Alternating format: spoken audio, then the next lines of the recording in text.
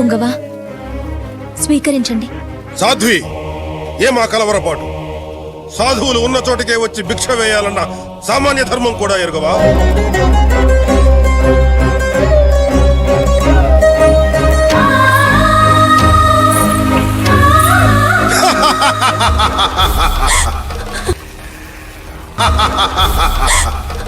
బిత్తర చూపులేల బేల రంగరంగ వైభవ లంకారాజ్య రమారవణుండా రావణుండా.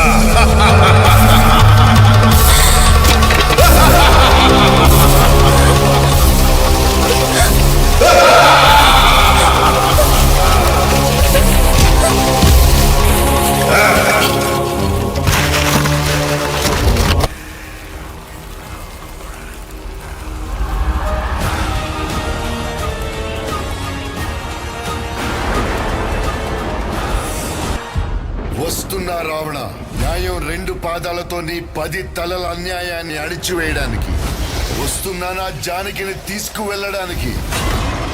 నా ఆగమనం అధర్మ విధ్వంసం. కానీ ఈరోజు నా కోసం పోరాడద్దు. భరతఖండంలో పరస్త్రీ మీద చెయ్యి వేయాలని చూసే దుష్టులకి మీ పౌరుష పరాక్రమాలు గుర్తొచ్చి వెన్నుల్లో వణుకు పుట్టాలి. పోరాడతారా? అయితే దూకండి ముందుకు. అహంకారం రొమ్ము చీల్చి ఎగురుతున్న విజయ ధ్వజాన్ని పాతండి.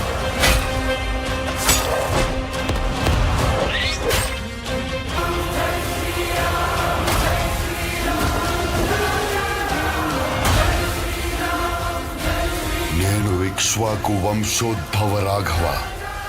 మీపై బ్రహ్మాస్త్ర ప్రయోగానికి వివశుణ్ణై ఉన్నాను.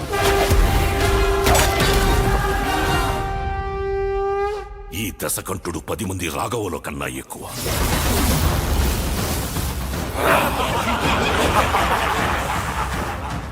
పాపం ఎంత బలమైనదైనా అంతిమ విజయం సత్యానిదే.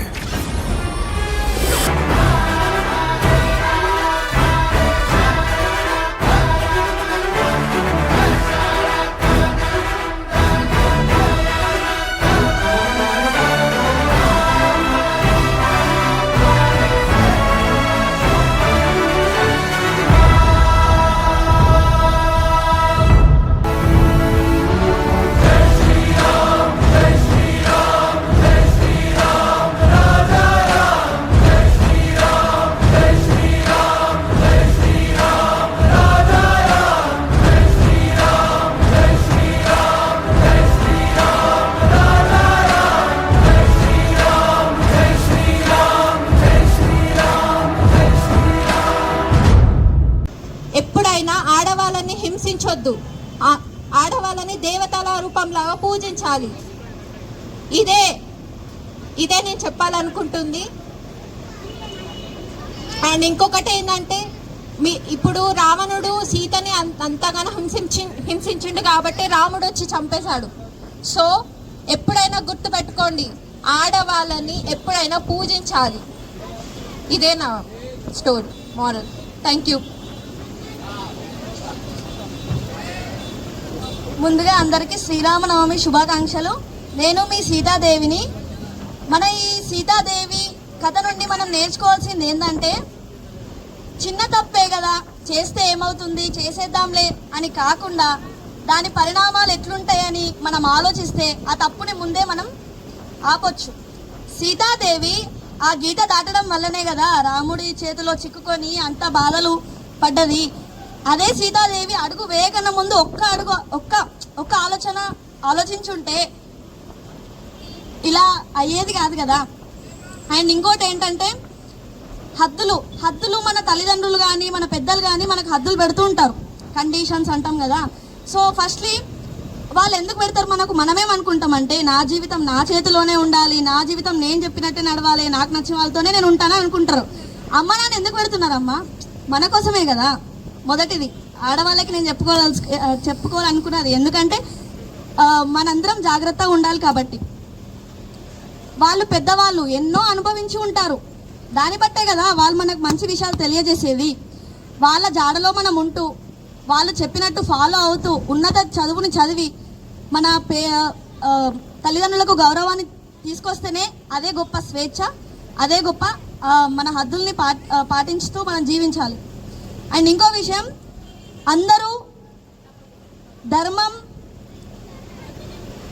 గౌరవం, జాగ్రత్త. నాతో ఎవరైనా చెప్తారా? అందరు చెప్పండి ఒకసారి.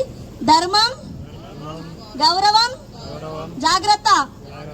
ధర్మం, గౌరవం, జాగ్రత్త. మన సనాతన ధర్మాన్ని పాటిస్తూ గౌరవంతో జీవిస్తూ జాగ్రత్తని అందరు పాటించాలి. అందరికీ మరోసారి శ్రీరామనవమి శుభాకాంక్షలు. నాకు ఇంత మంచి ఛాన్స్ ఇచ్చిన మేకప్ ఆర్టిస్ట్ మన రావణుడు సార్, వెంకటస్వామి సార్కి నా హృదయపూర్వక ధన్యవాదాలు.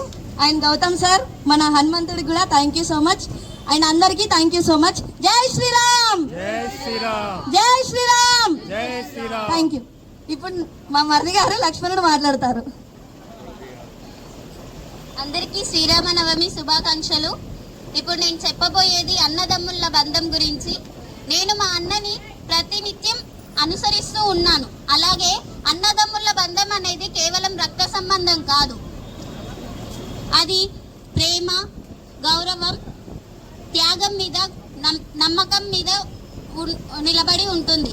మనం ఎప్పుడైతే ప్రేమగా, గౌరవంగా, నమ్మకంగా త్యాగం చేసే ఒక కుటుంబంలో మంచిగా ఉంటే ప్రతి అన్నదమ్ముళ్ళు కలిసిమెలిసి ఉండగలరు. ప్రేమ అనేది కేవలం అవసరానికి సంబంధించింది కాదు. మనకి ఎప్పుడైతే అవసరం వచ్చిందో అప్పుడు మన వెన్నంటూ ఉండి మనల్ని ముందుకు నడిపించే వాళ్ళే మనకి నిజమైన అన్నదమ్ముళ్ళు. ఈ జనరేషన్లో ఆస్తుల కోసమని ఏదో చిన్న గొడవలని కుటుంబం విడిపోతుంది. అదే మన రామాయణంలో చూసుకుంటే రామునికి తోడుగా ఎప్పుడు లక్ష్మణుడు వెన్నంటే ఉన్నాడు. 14 సంవత్సరాలు రామునితో పాటు అడవిలో ఉన్నాడు. అలాంటిది మనం వాళ్ళని స్ఫూర్తిగా తీసుకుంటే మనం ఎప్పుడు కుటుంబం కలిసిమెలిసి జీవించగలదు.